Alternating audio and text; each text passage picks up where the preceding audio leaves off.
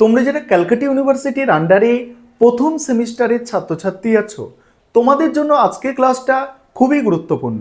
আজকের ক্লাসে তোমাদের কনস্টিটিউশনাল ভ্যালু সাবজেক্টের মক টেস্টের প্রশ্নপত্র নিয়ে আলোচনা করব। আর তোমরা যারা ইংলিশ ভার্সনের স্টুডেন্ট আছো, তোমরাও আজকে ক্লাসটা দেখো, কারণ মক টেস্টের প্রশ্নপত্রটা তোমরা ইংলিশেও পেয়ে যাবে। মক টেস্টের 5টা সেট নিয়ে আজকের ক্লাসে আলোচনা করব। আর তার আগে কিছু বিষয় বলার আছে এই সাবজেক্ট সম্পর্কে। দেখো, এই যে সাবজেক্ট কনস্টিটিউশনাল ভ্যালু, এটা প্রথম সেমিস্টারে প্রত্যেকটা স্টুডেন্টকে পরীক্ষা দিতে হবে। অনার্স হোক, এমডিসি কোর্সের অর্থাৎ পার্স কোর্সের হোক, সে বিএ, বিকম, বিএসসি, প্রত্যেকটা স্টুডেন্টকে এই সাবজেক্টের পরীক্ষাটা কিন্তু দিতে হবে। আর এই সাবজেক্টে 3টে সেটে কোয়েশ্চেন পেপার ইউনিভার্সিটি তৈরি করে থাকে। আর সেক্ষেত্রে এটা নিজস্ব কলেজে পরীক্ষা হয়, তবে কোয়েশ্চেন পেপার ইউনিভার্সিটি কিন্তু তৈরি করে। চলো তোমরা এই 5টি মক টেস্টের প্রশ্নপত্রের সেট দেখে নাও। আরেকটা বিষয় তোমাদের এখানে বলার আছে, তোমাদের এই সাবজেক্টের জন্য স্টাডি মেটেরিয়াল তৈরি করা হয়েছে বেঙ্গলি ভার্সান এবং ইংলিশ ভার্সান, দুটো ভার্সানেই আমাদের স্টাডি মেটেরিয়াল তৈরি করা হয়েছে। তোমরা যদি কেউ স্টাডি মেটেরিয়াল পারচেস করতে চাও, স্ক্রিনে দেওয়া নম্বরে যোগাযোগ করতে পারো। চলো তোমরা মক টেস্টের প্রশ্নপত্রটা দেখে নাও। এবারে তোমরা মক টেস্টের প্রশ্নপত্রগুলো দেখে নাও। প্রথমে বাংলায় প্রশ্নপত্রগুলো আলোচনা করব, তারপর ইংলিশে। দেখো, সেট ওয়ানে যে প্রশ্নগুলো রাখা হয়েছে, দেখো সেট ওয়ানে মডিউল 1 থেকে থাকছে প্রথম প্রশ্ন 1-এর দাগের, ভারতের সংবিধান এবং সাংবিধানিকতার ধারণা বিশদে আলোচনা করো। এর সঙ্গেই আছে ন্যায়, স্বাধীনতা, সাম্য এবং ভ্রাতৃত্ব। এই সাংবিধানিক মূল্যবোধগুলির তাৎপর্য বিশ্লেষণ করো। পরের প্রশ্ন হচ্ছে মৌলিক অধিকার, আইনের শাসন, ক্ষমতা পৃথকীকরণ, এই ধারণাগুলি কিভাবে ভারতীয় গণতন্ত্রের ভিত্তি স্থাপন করেছে উদাহরণসহ ব্যাখ্যা করো। পরের প্রশ্ন আছে, দেখো মডিউল 2 থেকে প্রথম প্রশ্ন, মৌলিক কর্তব্যগুলির উদ্ভব, মূল্য এবং তাৎপর্য আলোচনা করো। আমাদের সংবিধানে বর্ণিত মৌলিক কর্তব্যগুলির আইনি অবস্থা এবং সীমাবদ্ধতা ব্যাখ্যা করো।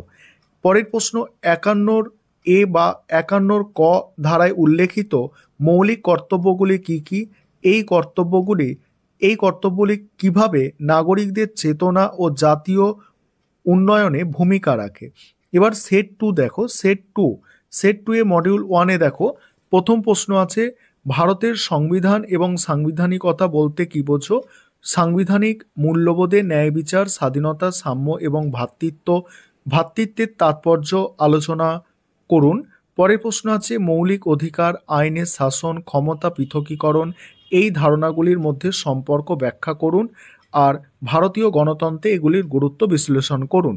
এবার মডিউল 2 থেকে দেখো, মডিউল 2 থেকে যেগুলো রাখা হয়েছে, দেখো প্রথম প্রশ্ন, মৌলিক কর্তব্যগুলির উদ্ভব, মূল্য এবং তাৎপর্য আলোচনা করুন। আমাদের দৈনন্দিন জীবনে এই কর্তব্যগুলির প্রভাব উদাহরণসহ ব্যাখ্যা করুন। 51 ক ধারায় উল্লেখিত মৌলিক কর্তব্যগুলি কি কি?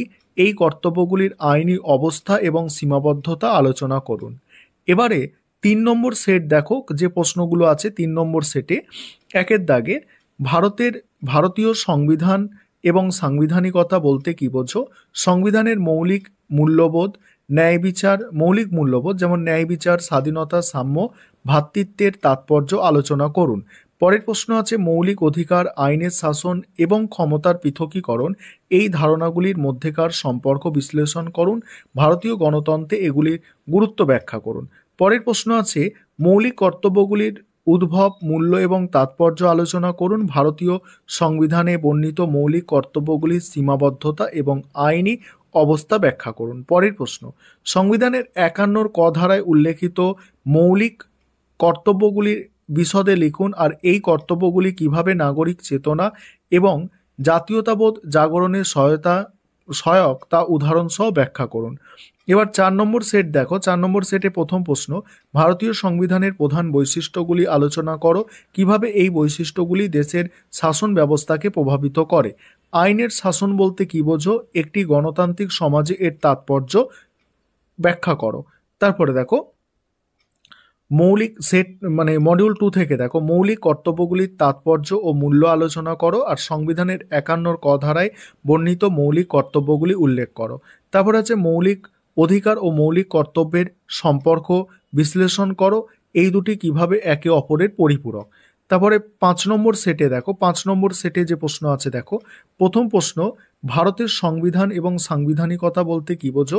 সংবিধানে মৌলিক মূল্যবোধ যেমন ন্যায়, স্বাধীনতা, সাম্য এবং ভ্রাতৃত্বের তাৎপর্য আলোচনা করুন। মৌলিক অধিকার, আইনের শাসন, ক্ষমতা পৃথকীকরণ এই ধারণাগুলি কিভাবে একটি গণতান্ত্রিক রাষ্ট্রের নাগরিক অধিকার রক্ষা করে উদাহরণসহ ব্যাখ্যা করো।